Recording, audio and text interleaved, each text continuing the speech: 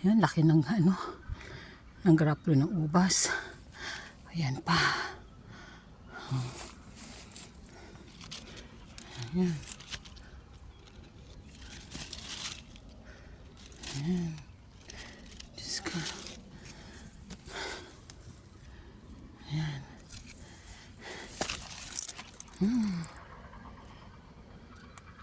Ito mga kalahating kilo ito. Ito lang.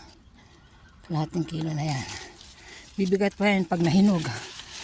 Ay, tataas natin. Sayang. Ayan.